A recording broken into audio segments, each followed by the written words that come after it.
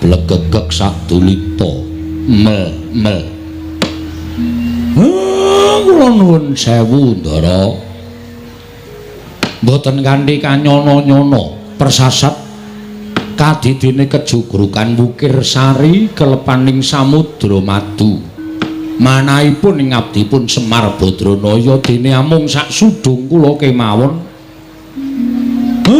lah kok kerawuhan ndara-ndara kula priyagung ingkang sekawit sampun lenggah wonten ing Karang Kadempel etunganipun ingga dinten sakmangke sampun wonten Sabta Ari kelenggahan menika lah kok niki malah rawuhipun Sinuwun Ndarawati kaliyan Sinuwun Prabu Mandura kula ngaturaken sembah pangabekti kula kunjuk nggih Den Sinuwun Ndarawati ya jagat mangestungkara wayah Bathara jagat iya Kakang Semar ndak tampa tiba sepadha-padha amung Pudyastawaku wae katura marang Kyai Nayantaka kula pundi nggo jimat paribe dayanana ing kasantosan dipun sekecakaken anggenipun lenggah wonten ing padukuhan Karang Kadempel menika Ndara iya Kakang Ismaya kaya ora kepenak praptaka ning Karang Kadempel dina samengko iki Kakang Semar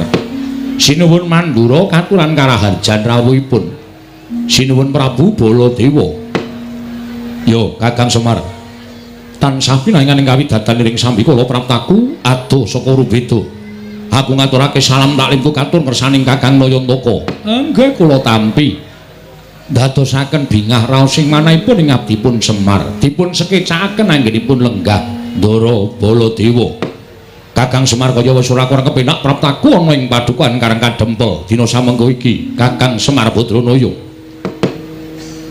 nuwun sewu Koko Prabu sarawuh paduka Kanjeng Koko Prabu kepareng kula ngaturaken pasegan panakrami kunjuk sandhapada paduka Kanjeng Koko Prabu jimat semban kula Koko Prabu pengayoman kula ing Ndarawati Yayi kula tampi asung pambagenipun Yayi Prabu Darma Kusuma akarya bombong raos sing manahipun ing ngraka ing Ndarawati kosok wangsulipun kepareng kula ngaturaken pudyastawanipun ing ngraka kunjuk ngersa paduka Yayi Prabu ing Amarta kula pun dicundhaka panglingga murda amawahana kabagyaning gesang kula mboten langkung kaskecakno anggen jengandika lenggah Koko Prabu Ndarawati kawono-non nggih sampun mboten kirang prayogi pisawanipun ing ngraka ing Ndawaraka dinten sakmangke menika wonten ing padukuhan Karang Kadempel Yayi Prabu Darma Kusuma Koko Prabu Mandura kula ngaturaken karaharjan rawuh paduka Kanjeng Koko Prabu wonten ing Karang Kadempel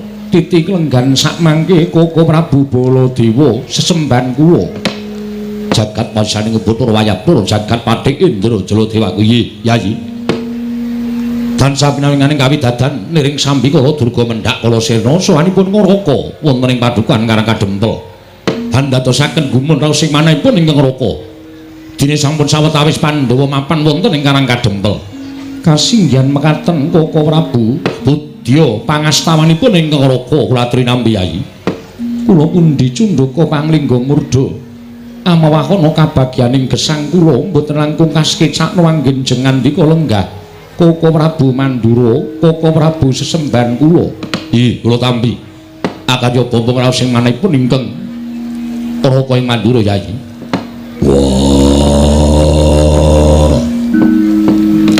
Kresna kakangku aku ngaturake sembahku katura Kresna kakangku kadangipun Kakang Dimas Werkudara yo aku Adi Njodipati ngaturke sembah lawan Kresna kakangku Werkudara yen peranganing para kadang-kadangku Pandhawa kabeh jangkep ngaturake sembah kelawan pun Kakang tak tampa kanthi lega-legawaning penggalingipun Kakang luwe-luwe Yayi Prabu Darma Kusuma ngaturake sembah kelawan Kadang Ndarawati tak tampa kanthi lega-legawaning penggalingipun Kakang nanging aja lara atimu ya Dimas lamun Werkudara ngaturake sembah kelawan Kresna paripaksa aku ora bisa nampa Kresna kakangku Werkudara piye apa pancen aku nandhang kalumputan apa pancen aku nandhang kleru yen to pancen aku luput yen to pancen aku kleru Kleruku mapan nggo nendi, luputku nggo napa? Aku saguh nampa pidanane. Kena apa kowe ora gelem nampa sembahe Werkudara? Kresna kakangku. Werkudara, piye? Sak jagat iki wis padha priksa, ora ana ingkang wajib sira sembah kejabamu Sang Ruci Bathara, ya Sang Dewa Ruci. Aja ka jamak lumrahing titah sawantah. Nadyan dewa mudhun ana ing jagat wae tak kira ora bakal wani nampa sembahe Werkudara. Mula lah kok kadingaren temen sira siadi ngaturke sembah kalawan pun Kakang. Mengko gek-gek aku nampa sembahing siadi ana apa-apa ing tumanduk lawan pun Kakang Indrawati. Mula tinimbangane mengko aku kesandung kesrimpet laku ning Nata Ndrawati, sembahmu ora tak tampa ning gandeng genepi marang tata krama. Pun Kakang minangka tinemu werda siadi taruna, pangestu ning pun Kakang tampanana. Ora sudi. Lho. Ora sudi piye? Kowe ra saguh nampa sembahe Werkudara. Wong tuwa sing ora nampa sembahe bocah enom mangestanana ora bakal ndayani apa-apa pangestumu. Mula gandeng ora nampa sembahe Werkudara, aku ya ora sudi nampa pangestumu. Ngono Dimas yo. Mula ora usah dadak ngagung ngaturke sembah lan ora usah dadak ngaturke pangestu. Wiwit dina iki Kresna karo Werkudara yen ketemu ora usah ngaturke sembah lan kowe ora usah ngaturke pangestu lawan aku. Werkudara, piye? Aja lara atimu, ya wis saiki ngene wae. Tinimbangane iki mengko dadi gegeran antaraning siadi kalawan pun Kakang kanthi rasa kepeksa, kanthi rasa tida-tida penggaling pun Kakang, sembahmu tak tampa, pangestuku tampanana. Wenehna kono, kapan-kapan tak jumbuke. Kok sik pangestu kok kapan-kapan dijumbuke piye? Kowe nampani sembahe Werkudara. Ora tak tampa, lemu nampa kanthi rasa kepeksa, mula pangestumu tak tampa ya apik, ora ya ora apa-apa. Wis Kresna. Ora usah dadakake gunem. Iki mengko lamah kriwikan dadi grojokan geguyut dadi tangisan. Ming perkara kaya ngono iku dadak kok gawe perkara. Tampanan sembahe Werkudara. Werkudara? Nggih. Ya to. Tak tampa sembahing siadi kanthi lega-legawaning penggaling pun Kakang, pangestuning pun Kakang tampanana. Yo tak gegem dadiake jimat. Lah rak ngono to. Ming perkara ngaturke pangestu karo nampa sembahe kok dadak dipercaya tekan ndi-ndi. Monggo kowe ngerti watake Werkudara. Ya wis kagol kagelan atine dheweke kuwi nambuhi wae ora gelem. Inggih Kaka Prabu menika kala wau namung kira gegojegan. Antawisipun kula lan kadang kula pun Werkudara. Boleh kakangku. Aku ngaturke sembahku katura. Boleh kakangku. Aku ngaturke sembahku katura. Boleh kakangku. Wah, boleh ora semaur. Kaka Prabu, piye? Panjenengan ugi mboten paring pangandikan Werkudara sampun ngaturaken sembah pancen tak jarap. Lho, sababipun menapa? Lho, kowe ngerti dhewe to. Bule iki cirining pun Kakang. Mongko jenenge Nata Mandura Prabu Baladewa, asmaning Nata Mandura Prabu Baladewa kuwi pirang-pirang. Baladewa Kusumawaning Pinta, Wasi Jaladara, Anom Kakrasana, kuwi jenengku kabeh. Mongko bule kuwi cirining pun Kakang, kuwi sirikaning pun Kakang. Mbok yo ngaturke sembah ki nggo jeneng Baladewa apa Waning Pinta rak penak to? Kok bula-bule. Werkudara, nggih. Mbok yo aja marahi to, Yai. Bule kuwi sirikaning Kaka Prabu Mandura. Kowe ngaturke sembah nganggo nyebut Baladewa rak ya iso to. Aja nganggo bule. Bule kuwi sirikaning Kaka Prabu. Kaka Prabu kuwi nek disebut bule kuwi mesti duka. Mula pisan meneh tak jaluk aja nyebut bule ning ngatara asmane Kaka Prabu Baladewa ingkang pirang-pirang cacahe mau ning aja nganggo bule. Njaluk tulung balenara ping 1000 kas. Werkudara meneng kok kowe bula-bule. Baladewa kakangku, piye? Yen pancen kowe ora saguh diundang bule, aja ora trima karo Werkudara, ning ora trima karo sing gawe urip.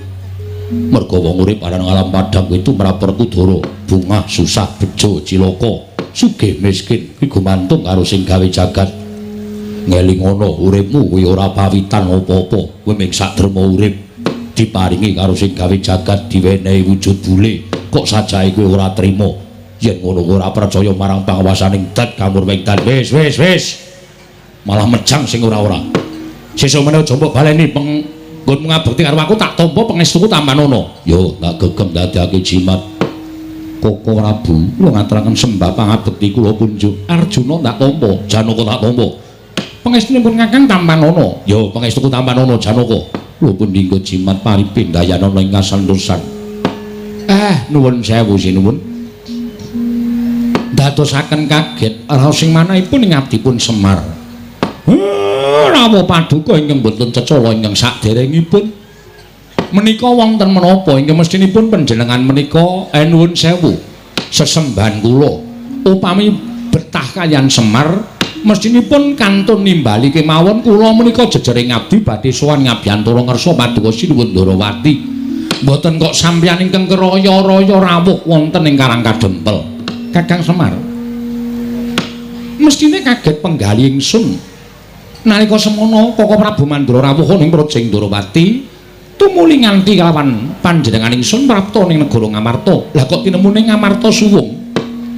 Ora ana baban ingkang menanga ing semende banon kang tinumpuk. Tumuli ana salah sawijining nayaka ing negara Ngamarta ingkang matur kelawan panjenengan ingsun yen to para Pandhawa mapan ana ing Karang Kadempel. Mula daya-daya Nata Ndarawati sowan marang Karang Kadempel ingkang migati nanjehake ana apa Kyai Semar. Dene Nata Ndarawati tanpa jinawil dening kadang-kadangku para Pandhawa malah sawetara wektu ngendikaning Kyai Nayantaka wis entuk sabta ari lungguhan iki Pandhawa mapan ana ing Karang Kadempel. Yen pancen diparengake Nata Ndarawati ngawuningani wigati ning kadang-kadangku para Pandhawa, Kakang Semar tak suwun paring dawuh marang Nata Ndarawati, Kyai Nayantaka. Handra ingkang Puswita rum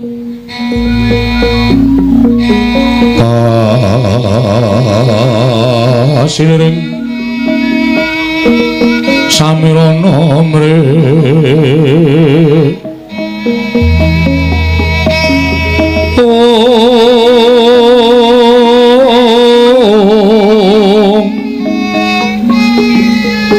sekar kadung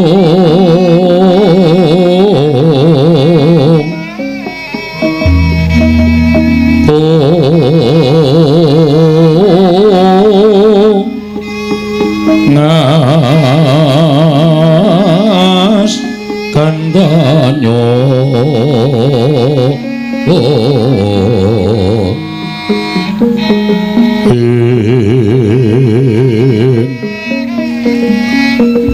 maweh raras renaning driya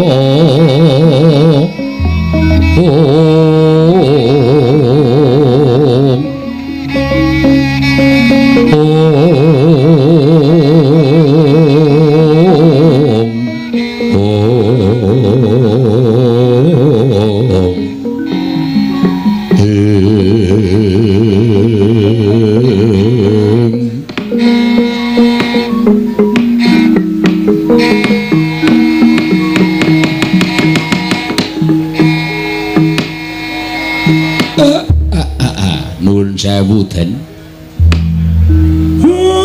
Kula matur kalih sampeyan sampun kinten Semar mangke nglenggahi tetembungan undhaking pawarta sudaning titipan.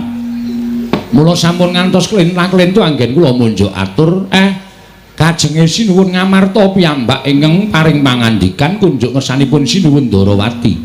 Ya, yen mancen mengkono luwih prayoga, Yayi. Wonten menapa? Dene para Pandhawa mapan wonten ing Karang Kadempel ngantos ingkang ngraka ing Ndarawati jinawil dening kadang-kadang kula para Pandhawa kemawon boten. Menawi kepareng kawedaring kathah tumunten kababarna kula nedya nglungaken jangga nilingaken karna mastuti sabda Tama Paduka Yayi Prabu Ngamarta. Yayi Camyaji. Koko Prabu. Sesemban kula Koko Prabu pengayoman kula. Sewu-sewu kalapatanipun ingkang rayi tadah wadana. Dene kula mboten munjuk atur ngersa paduka Kanjeng Koko Prabu tumuli kula nganti kadang-kadang kula prapta wonten ing Karang Kadempel. Nuwun sewu Koko Prabu estunipun ngemuti bilih negari Ngendraprasta menika awit kanugraning Hyang Mahanasa ingkang sampun tinampi dening para Pandhawa. Nembe sawetawis wekdal anggen kula minangka dados makutaning bangsa ing Ngamarta. Sakmangke sampun katingal undhak ing negari Ngamarta. Tumuli dinten sakmangke estunipun kula kaliyan kadang paduka para Pandhawa nggadahi niat ambangun negari Ngamarta. Mongko nyatanipun dinten sakmangke ingkang rayi prapta wonten ing Karangkadempel menapa ta sababipun niatipun ingkang rayi punta sakadang anggen kula nedya mbangun negari Ngamarta menika boten kawiwitan saking kutha Goro negari Ngamarta nanging kawiwitan saking Karangkadempel. Jernyatanipun Karangkadempel menika linenggan dening Kyai Semar Badranaya. Sinten to Kyai Semar menika mboten sanes kejawi namung pamonging para Pandhawa. Pandhawa mboten badhe saged tumangkar kados mekaten menawi mboten wonten Kyai Semar. Pandhawa mboten saged mukti ngawibawa Nyakrawati mbau dendha. Menawi mboten saking Kyai Semar Badranaya mila sampun gumulung ing Rembag Pandhawa nedya mbangun Karangkadempel miwiti Karangkadempel rumiyin ingkang kabangun tumuli sakmangke saged malimbar dumugi ing negari Ngamarta. Koko Prabu menggah mekaten wigatosipun Pandhawa mapan wonten ing Karangkadempel jagat wasesane ngubatara wayah Bathara jagat. Ing mestinipun Paduka Yayi Prabu menika nyaosi prisa dhateng Raka Indrawati. Jernyatanipun Pandhawa kaliyan ingkang Raka Indrawati menika bebasanipun kalih-kalih ngatunggal. Tiganipun ngemor menika Mandura ingkang boten sagedipun pisahaken.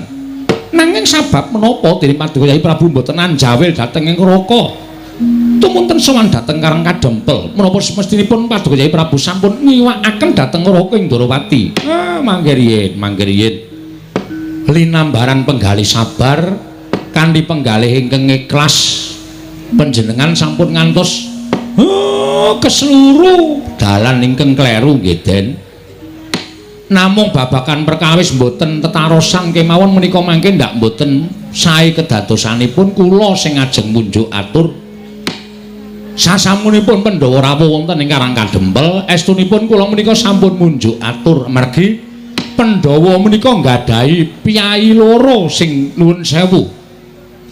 Wonten ing mriki kula matur ingkang nggadahi lelabetan ageng tumraping para Pandhawa setunggal inggih menika pepayunging para Pandhawa Sinuwun Darawati. Dene kula menika namung pamomong.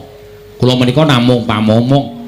Mestinipun Sinuwun Punta kedahipun tetarosan langkung rumiyin kaliyan Sinuwun Kresna. Ngibaratipun Pandhawa menika kreta lan jaranipun kusiripun Nata Darawati. Menika mangke ndak boten prayogi menika sampun wungsal wangsul kula aturaken. Nang wangune Pandhawa ngantos dinten menika dereng atur rembag ingkang sampun aturaken dhateng Paduka Sinuwun Darawati. Iya, pancen durung matur marang panjenengan ingsun Kyai Semar nggih. Mula kula matur sing sabar, sing ikhlas. Nuwun sewu. Mboten niatipun Pandhawa menika nyupekaken dhateng Sinuwun Kresna babar pisan mboten. Mboten niat Pandhawa menika badhe supe dhateng lelabetanipun Sinuwun Darawati menika mboten. Pancen mangke menawi sampun saged rinantam wewangunan wonten ing Karangkadempel tumuli badhe munjuk atur ngersanipun Sinuwun Kresna. Sabab Pandhawa mboten kepengin ngrepotaken dhateng Sinuwun Darawati merga Sinuwun Darawati menika dipunanggep kadang werdanipun para Pandhawa. Mila tumunten ingkang dipun bruki perkawis menika Semar ajeng kula selaki mboten wonten ginanipun. Mongko gegayuhanipun Pandhawa menika sae. Anggenipun badhe mbangun Karangkadempel. Krana wewangunan negari Ngamarta menika dipun wiwiti saking Karangkadempel pamrihipun Sinuwun Punta menika mangke saged malimbar dumugi negari Ngamarta. Lah menika lho Sinuwun. Menika ingkang kula anggap leres.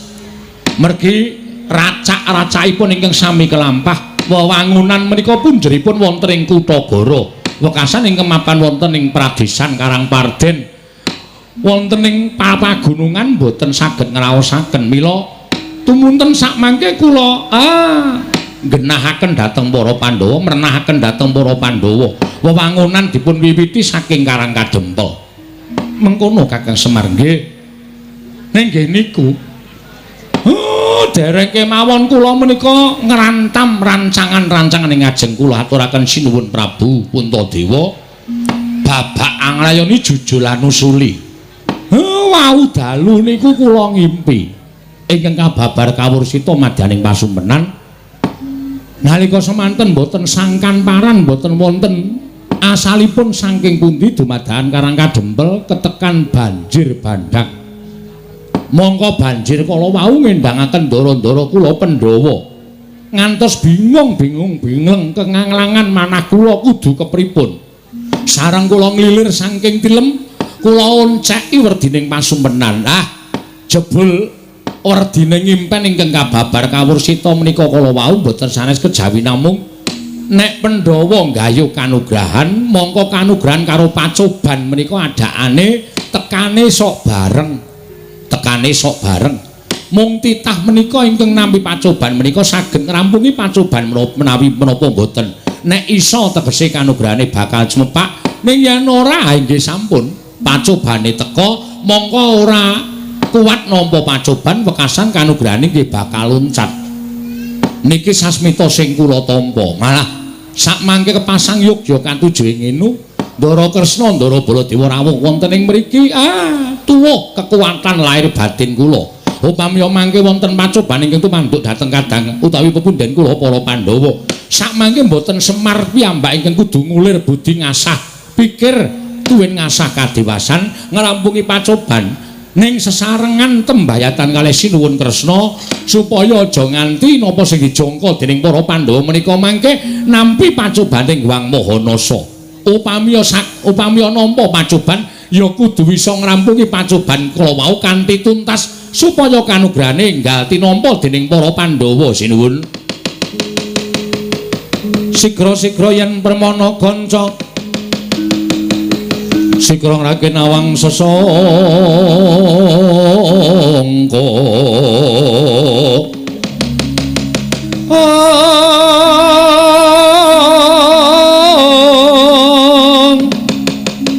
nalendra mbek marwa sing sang katriku mulung mangrempak ing wadya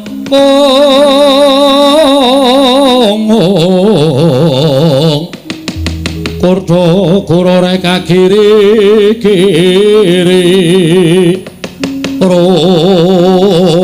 nanggono magawe glari rawang-wang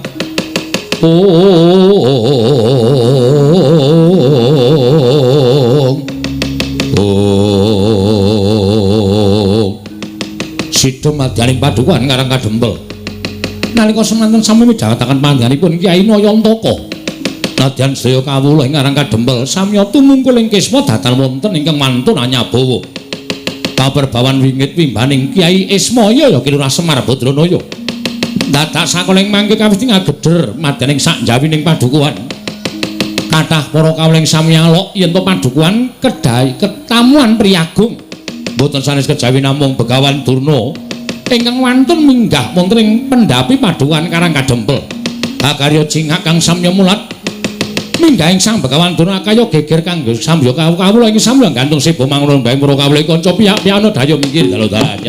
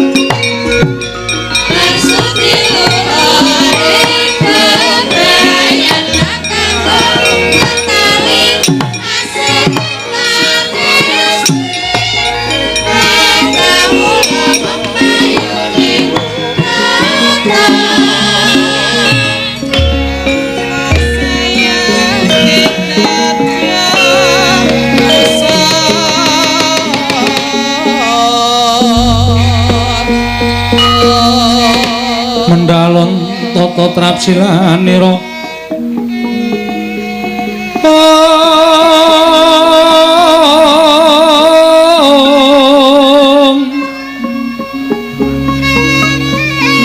ngacomaken astanira kalih astanira kalih pisan yen ngandika magawe obranta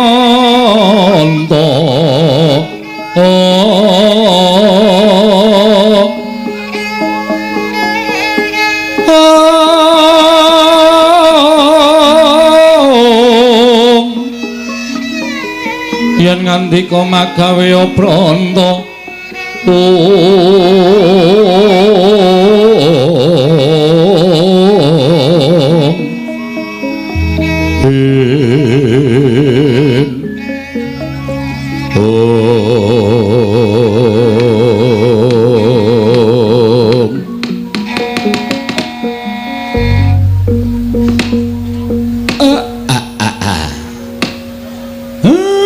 iki kok malah saya akeh priyagung sing rawuh ning Karang Kadempel.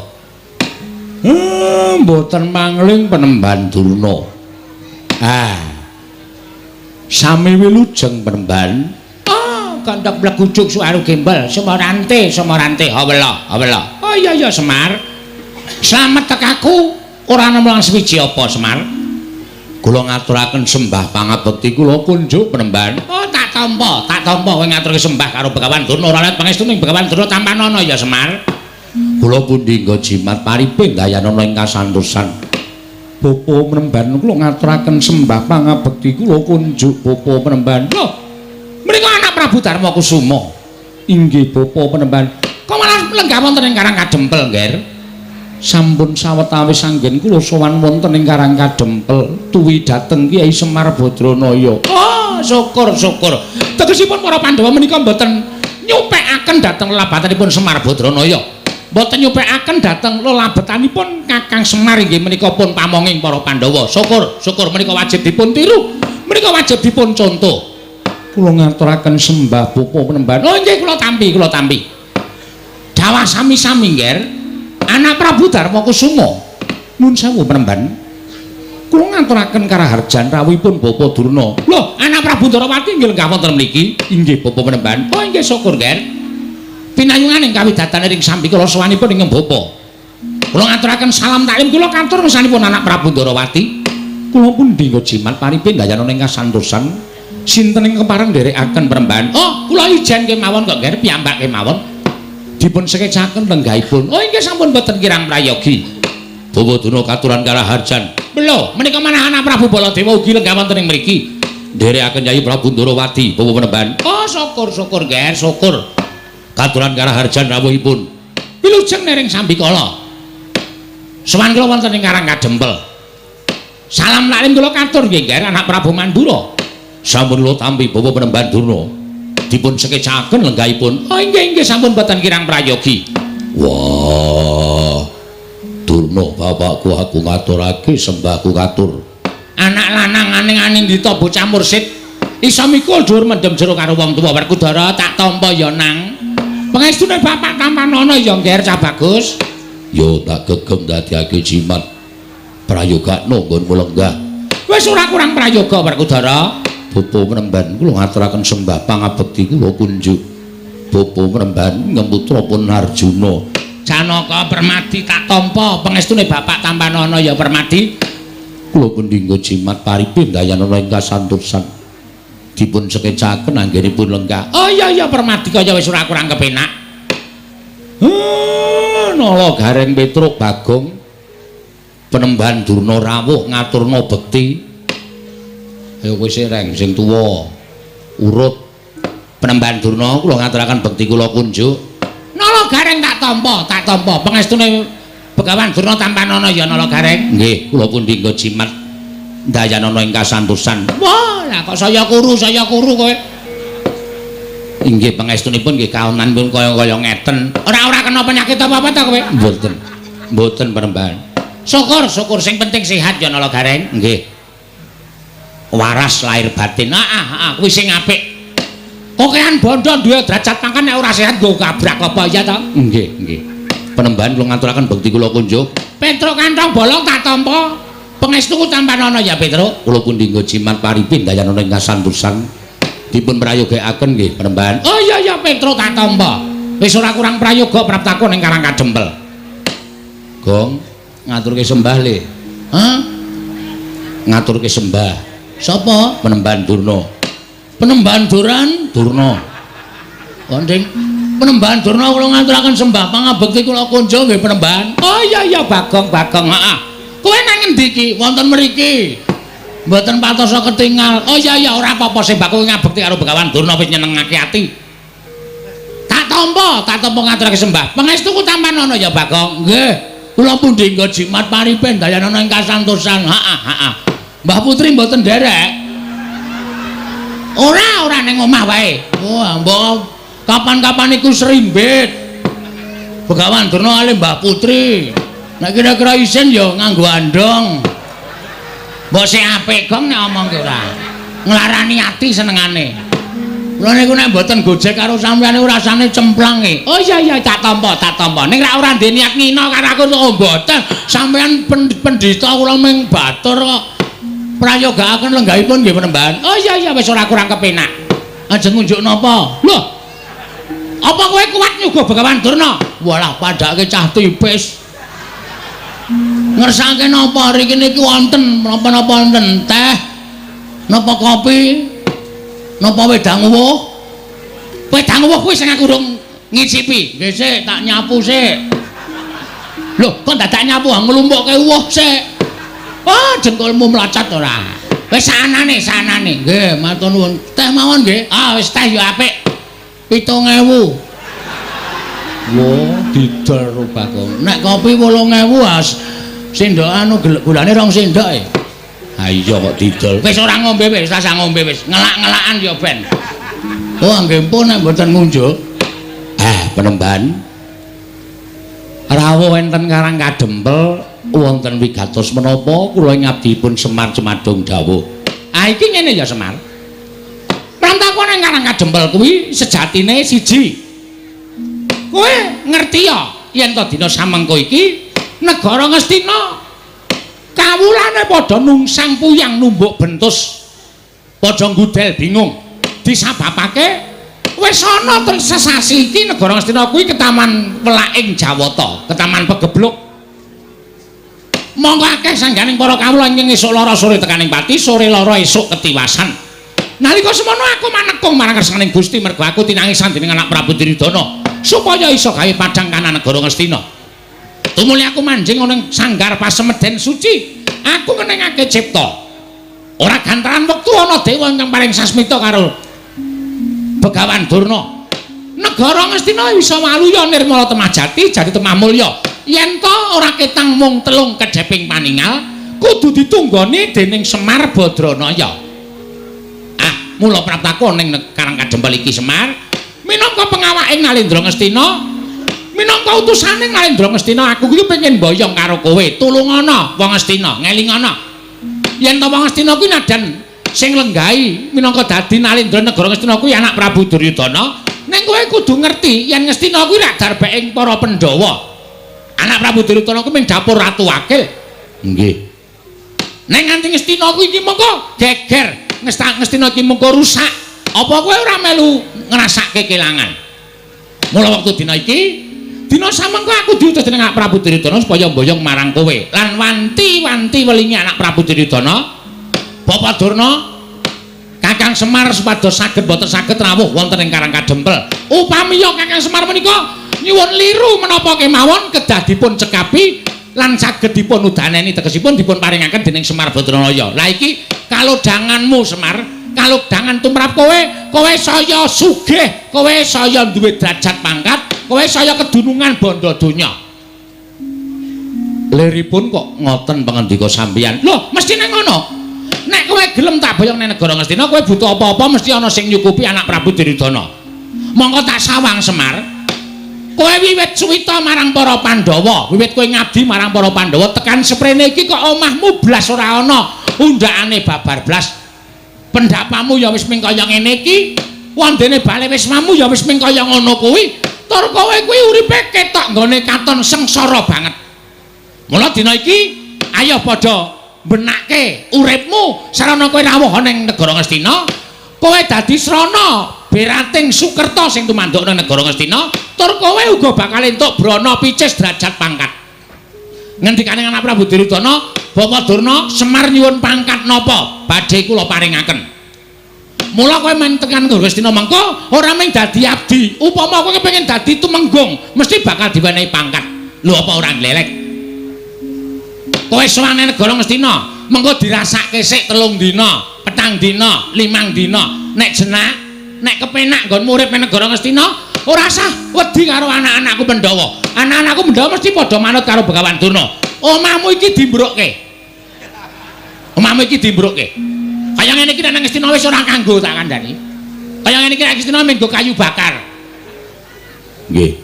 Dimbrukke terus mengko kowe tak yasake omah ning negara Ngastina. Nek perlu sak anak-anakmu. Sak anak-anakmu tak yasake kabeh. Mengko digawe perumahan Panakawan. Sing pinggir dalan gedhe kuwi tak yasake omahmu, kowe njaluk tingkat pira bakal tak turuti. Mengko sing tengah tak gaweke omahe Gareng, mengko sing nomor 3 tak gaweke omahe Petruk, ya apik-apik kabeh. Mengko sing kari dhewe tak yasake kandang kirek. Gong, arep diasake kandang kirek kowe. Asik lho. Kok malah asik to? Aku ora ngerti po, selama iki aku kan turu ro kirek. Oh, malah seneng to. Heeh, wis ora apa-apa. Aku dadi wong dikorbanke iki ra masalah kok, Tru. Dadi anak Semar dadi kari dhewe ya ming rekoso. Saiki arep dadi perumahan ya ming diasake kandang kire, ora masalah, ora masalah. Kowe matur karo aku, Semar. Dadi kowe njaluk apa? Njaluk brana picis pirang miliar, pirang triliun dibayar kenceng. Anak Prabu Duryudana kuwi ratu ingkang sugih dhewe. Seprapat jagat bandane ora bakal kelong nek ming bayar karo kowe. Apa kowe njaluk diasake kereta kencana ingkang ditarik kuda cacahe 8 mengko bakal diasake. Waton kowe gelem menyang negara Ngastina ora kitamu sedhela merga iki dadi kewajibaning Begawan Durna. Nggonku wis dipercaya dening anak Prabu Duryudana supaya mboyong marang kowe. Wektu dina iki kowe manuta. Ayo tak boyong ning negara Ngastina. Mengko yen ora betah kowe bali ora apa-apa. Bali ora apa-apa. Sing wigati wis rawuh ning negara Ngastina.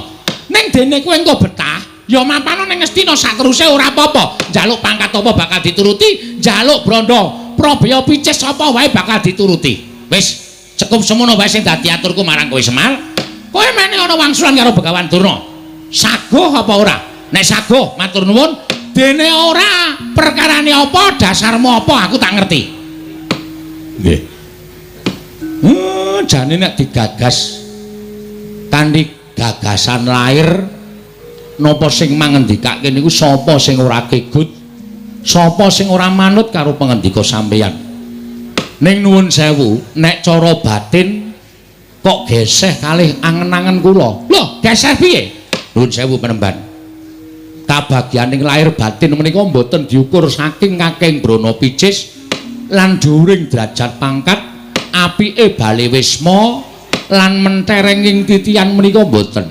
Ning tumrap Semar kula wit riyin tekan sakniki niku mapan teng mriki niku ati kula wis seneng. Nadyan napa-napa sarwa kekurangan ning batin kula wis ngrasake kabagyan ingkang cukup tumrap urip kula. Mula nek sampeyan ajeng boyong karo Semar kok dadak mangiming-imingi Semar butuh derajat pangkat, Semar butuh duit, Semar butuh apa? Kula pun boten kegut kalih derajat pangkat. Mula manggawe ukara liyane kuwi sampeyan supaya iso nglembuk atine Semar. Kula ampun mangwenehi duit, ampun mangwenehi derajat pangkat niku dudu gegayuhan kula. Gegayuhan kula niku kabagyaning lahir batin pun niku mawon. Harpa kula teng Ngastina kebekan brana picis, omah kula apik, titian kula apik, ning nek batin kula ora tentrem, cepak modare. Ning nadyan kula mapan teng Karangkadempel, apa-apa sarwa kurang, paribasan mangan sedina ping 3 durung kantenan iso ajeg. Ning nek ati kula seneng, wong seneng atine niku nyurung dateng kebagas kewarasan awake. Mula kula nyuwun pangapunten nek sampeyan pamer perkara Brana Picis kula ora iso kegut penemban nyuwun pangapunten. Lah terus kowe njaluk apa? Aku tak takon karo kowe. Kowe njaluk apa? Nek kowe njaluk apa wae sakliyane derajat pangkat Brana Picis matura. Mengko aku sing matur marang anak Prabu Duryudana supaya ngleksanane apa kang dadi panjalukmu ing mengkono kowe iso sowan ning negara Ngastina. Nek kula matur mboten gerah penggalih. Ora. Nek kula ngomong mboten sakit penggalihe. Ora arep lara. Kula gelem sowan teng Karang Kadempel utawa teng negari Ngastina diboyong sinuwun Duryudana lumantar ndara Penemban Durna saguh. Wong nyatane kula niku urip mboten bedak-bedake. Ngamarta ya Ngastina, Ngastina ya Ngamarta. Sapa sing butuh karo Semar, kula mesti nderek, kula mesti manut. Ning siji waton Ngastina niku resik. Ngastina niku lemah sing becik, papan sing suci. Tegesipun nek Ngastina mriku tesih kathah priyantun-priyantun sing watake angkara budine Candala. Nuwun sewu, kula wedi nek kelepetan tumindak sing elek. Kula semelang nek sifat kula dadi sifat angkara budi Candala. Mula kula gelem teka teng pundi papan niku nek pancen papane niku wis resik saka menungsa sing tumindake angkara.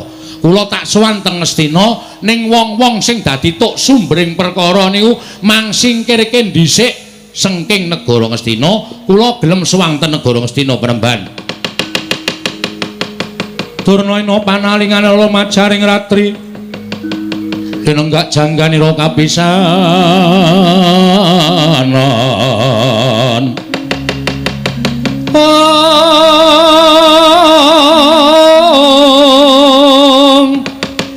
Aneng prang Bratayuda mastaka kabuncang mungging wana. Mastaka kabuncang mungging wana ing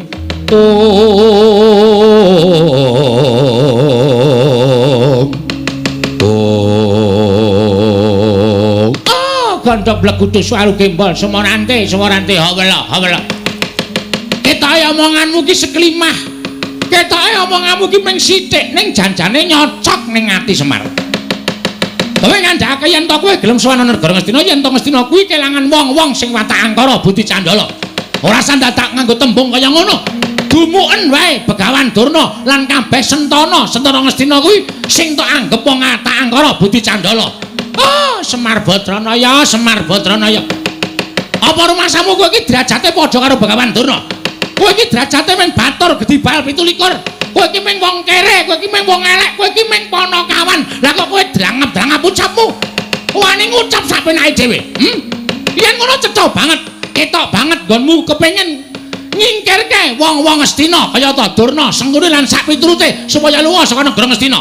Yen Durna, Sengkuni lan kabeh Sentana Ngastina wis padha resik lunga saka negara Ngastina, kowe lagi gelem prapta nang negara Ngastina. Wah, lah kok kaya ngono kahananmu Semar. Yen pancen kaya mengkono tegese kowe ngias karo Begawan Durna, kowe ngilani karo Begawan Durna. Yen nganti aku ora kelakon boyong marang kowe, apa kelakon aku sowan nang istana anak Prabu Duryudana bakal dinukanan dening anak Prabu Ngastina. Semar, saiki kene ora sakekan gunung tanpa guna. Wase kowe gelem apa ora? Kula gelem ning syarate niku mau. Syarate niku wau nek sampeyan iso ngudaneni kula tak sowan teng negara Ngastina, mboten sah kangge napa-napa. Ora usah dipethuk, ora usah didabyang, ora usah ditandu. Kula tak mlaku saking Karang Kadempel tekan negara Ngastina. Ning nggih niku wau, Ngastina kudu resik saka wong-wong sing angkara murka, wong-wong sing tumindake Candala budine angkara. Niku mawon panjaluk kula. Oh, nek ngono cetha, cekak gampange kowe ora gelem sowan negara Ngastina. Yen to Durna lan kabeh Sentana Ngastina isih mampan negara Ngastina, manut sampeyan lingarani. Apa kelakon kowe tak ruda paripeksa? Penemban, sampeyan iku pendhita lho, aja sok ngruda paripeksa karo sak sesamaning urip. Mengke ndak ora prayoga. Ora sandharake ngono tanpa guna. Ora gelem sowan negara Ngastina. Ora mung kowe sing tak katutke dosane, ning Karang Kadempel tak bumi angus legane atiku.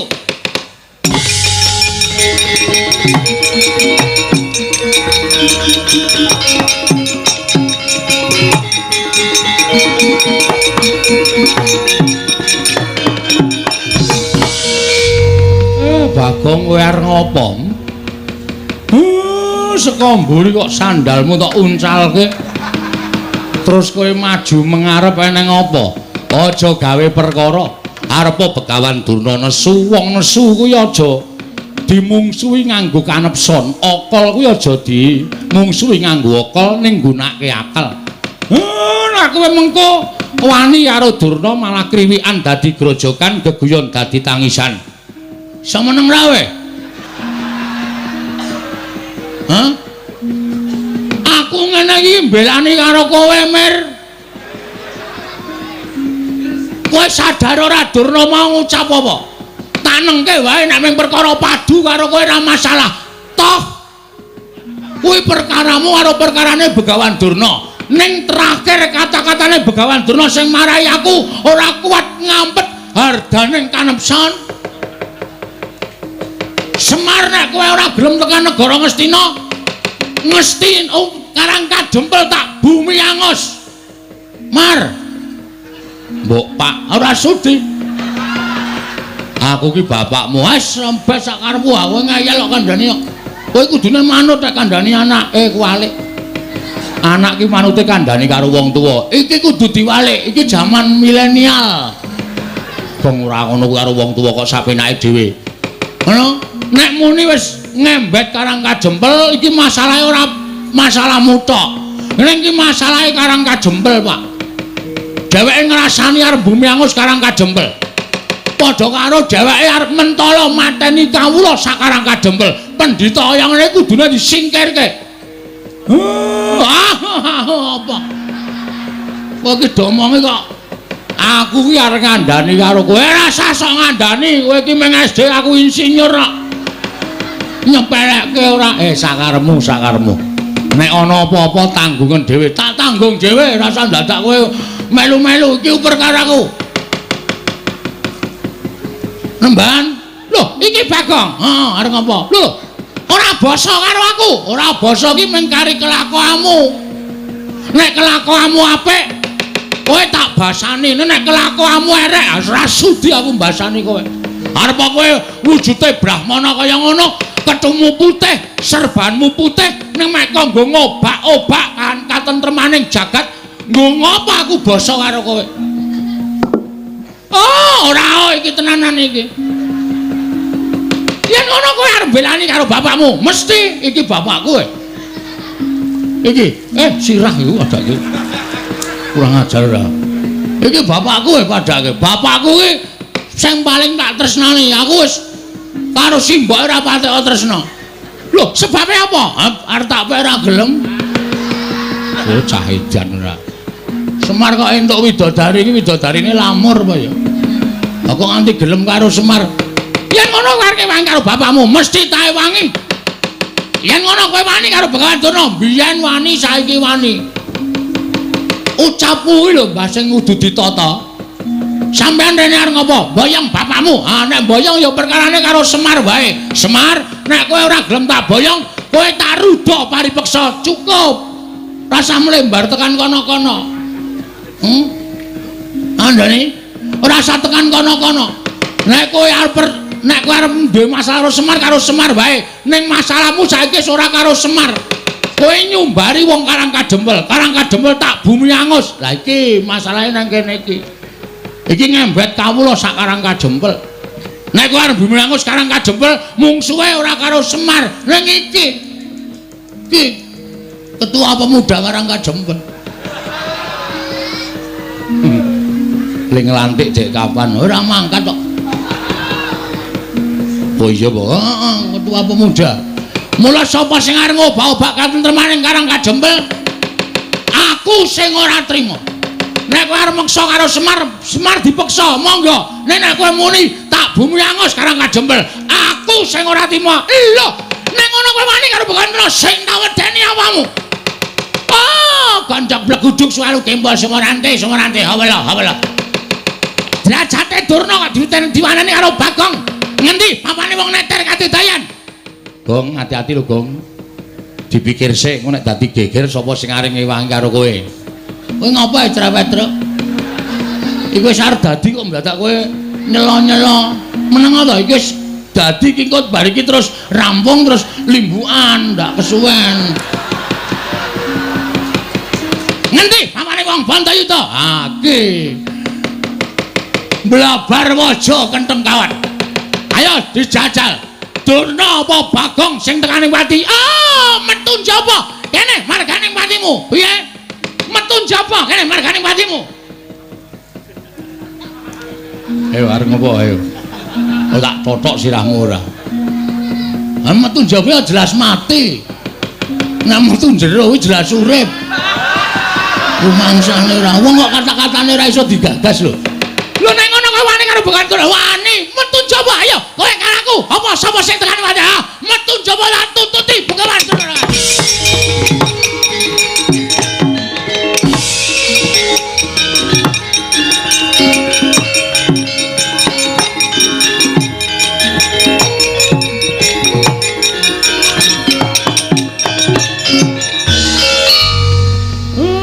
Tantang-tantangan Durna wis metu kok kowe malah mbegogok.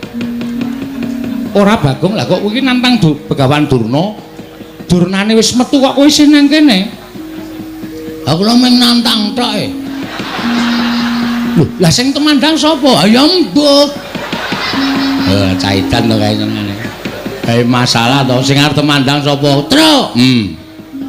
Kowe iki ra luwih gagas saka aku to? Heeh. Ngapa kowe iki ora gelem temandang? Lah aku ora nantang kok. Sing nantangke aku. Sing temandang kowe.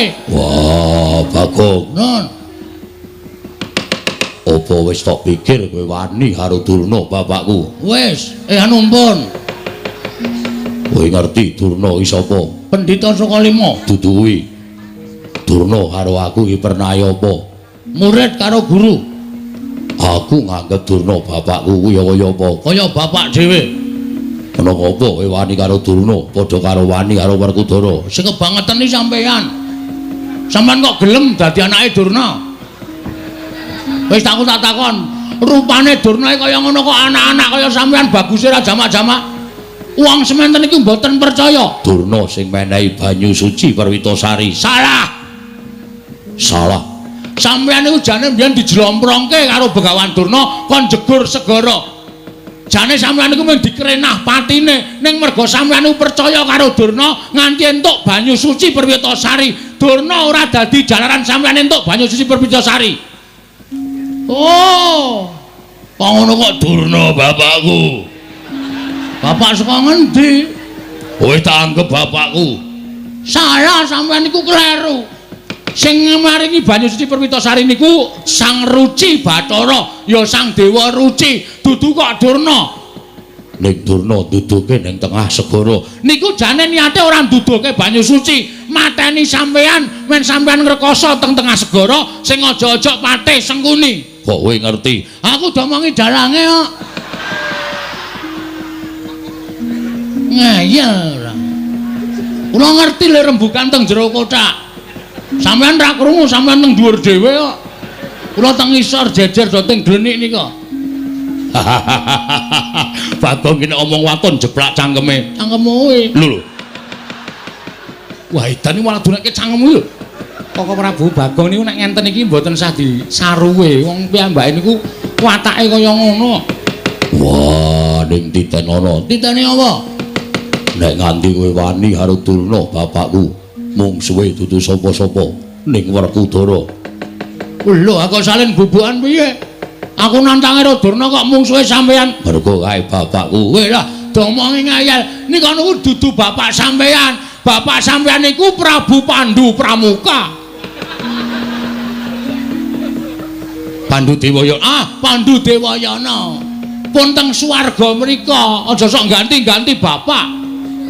Apa Dewi Kunti gelem jodoke Durna? Wah, cangkemmu.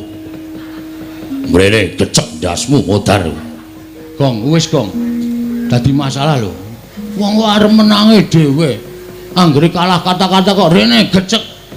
Apa kowe? Aku ya kalah nek digecek ya, Tru. Aku mung cilik kono gedhe kok. Coba aku iso gedhe. Gecek genti. Wah, caidan edan wae wis ngerti lagi ngerti iki Bagong Edan. Bagong Edan wis suwe. Ampun jajal gedhe, Gong. Engko sik yaene. Nganggre esuk kae gedhe dhewe aku. Oh iya. Ampun Den, niki anak kula. Tur nek kula gagas nggih Durna niku ya kleru. Sampeyan ampun belani wong kleru. Kandhani Mir. Sakenake dhewe ora. Apa-apa akar diklerokke. Nek mboyong Semar, mboyong ora apa-apa. Ning nek sampeyan minangka dadi putra bumi Karangkajempel, lahir teng Karangkajempel, nek ana wong ngrasani Karangkajempel tak bumi angus, sapa sing ora merkitik? Niki bumi wutah getih kowe arep dienggo macem-macem. Werkudara, apa? Tak pikir-pikir bener Bagong. Yen kowe mbelani Durna tegese kowe kleru. Arep kuwi gurumu. Ning Durna pancen luput ngene ngucapake. Nggone bakal gawe bumi angus Karangkajempel. Sapa sing ora merkitik yen to dilairake ning Karangkajempel, urip ning Karangkajempel, seger ngombe banyu Karangkajempel, wareg mangan wulu wetu Karangkajempel.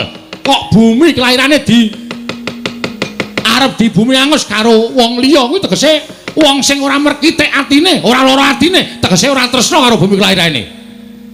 Wah, rungokke kowe. Oh, apa-apa kok Durna bapakku arep tak belani. Mbok Ndara Janaka wae ora ngendika apa-apa kok. Padahal Ndara Janaka diparingi pusaka karo Durna pirang-pirang. Nggih to, Den? Iya. Sampeyan diparingi ali-ali ampal nggih to? Iya. Ora nesu kok kono mung entuk banyu suci Perwitasari wae. Sapa wani Durna tak idak? Konjur arep gleleng. Mbok didak njajal.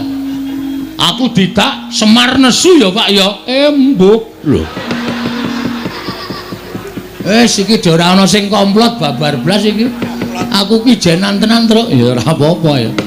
Kowe marahi kok rumangsane. Den, napa sing dikandhake anak kula niku bener. Napa sing dikandhake anak kula niku landesan bebener. Mula sampeyan ampun nganti pisan-pisan sampeyan nyalahke Bagong. Bagong niku mbelani bapakne, mbelani bumi kelairane. Nek enten apa-napa Bagong ya melu ngrasake nek Karangkajempel nganti di bumi angus tenan karo Durna. Napa sampeyan ora mesakake kawula sak Karangkajempel? Napa sampeyan mboten prihatin nimulpi Karangkajempel diosak asik karo Begawan Durna? Werkudara. Nggih. Apa sing ngendikake dening Kyai Semar mau bener? Lah, kandhani ngeyel. Apa sing dikandhake karo Kakang Semar mau bener? Mula aja tok belani karo Durna. Wah, yo. Ya piye? Ya wis, aku manut. Ning janji ana sing njotosi Durna bapakku aja takon dosa, tetep dadi mungsuhe Werkudara. Piye, Kang? Sapa sing njotosi Durna dadi mungsuhe Werkudara? Nglimpe to. Durna bingkem, heeh. Seret ning nggon sepi tutuki pukul besi sirahe. Kowe anarkis banget ya, men gemes aku. Nanti arep ketekan Durna mesti geger, nanti arep ketekan Durna mesti kisruh. Rumangsaku ora. Lah kae piye Begawan Durna wis metu ning jaba. Sapa sing arep nandingi? Rawe rantas malang-malang tak putunge, Pak. Wen pokoke hati-hati.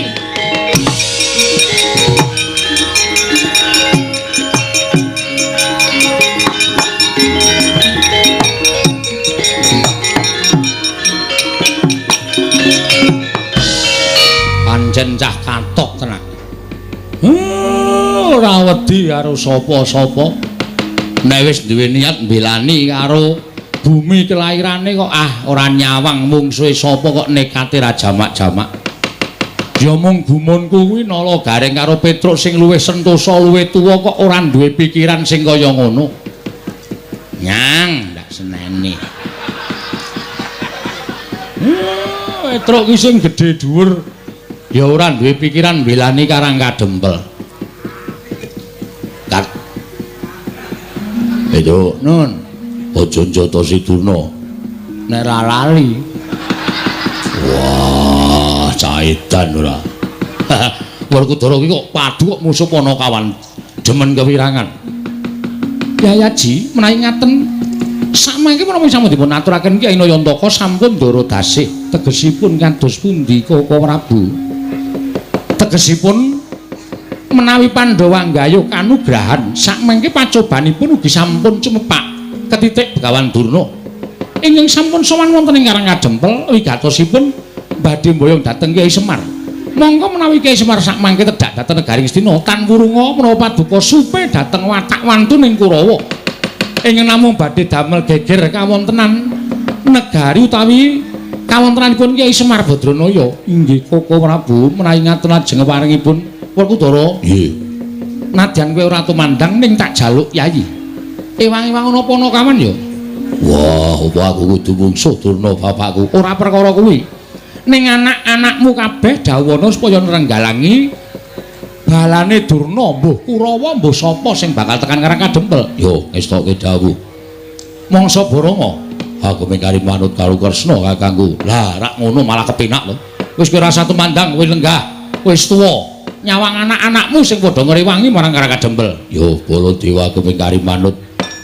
Sinuwun gandeng sakmangke menika sampun kula anggep cekap rembagan mangke saged dipun sambet malih. Kula tak rembagan catur netra Sinuwun Prabu Darma Kusuma, Sinuwun Kresna, Sinuwun Baladewa. Ndara Werkudara, Ndara Janaka kula suwun ampun negake Karang Kadempel nggih, Pun. Iya, Kakang Semar mengko aku yang bakal njogo Karang Kadempel. Yo, Semar aja kuwatir. Aku yang bakal mulatake marang Karang Kadempel. Yo, Semar. Aku yang bakal njogo Karang Kadempel. Kakang Semar aku yang bakal gawe tentreming Karang Kadempel. Gandeng sampun paripurna, lilanana kula tak mlebet wonten ing griya. Kawula sak padukuhan badhe kula bibaraken sakmangke menawi rubeda ing tumanduk wonten Karang Kadempel menika sampun sirna. Tumunten badhe kula wiwiti ambangun Karang Kadempel minggahipun negari Ngamarta. Kakang Semar Badranaya mangsa borong. Kaya wis purna gati ning Mananggilan, Ilar Semar Badranaya arsa tedhak manjing telenging bali wisma. Katingal saking Mandrawa, candraning Kyai Semar kaya gumebyar busananing nata ing Ngamarta Prabu Darma Kusuma.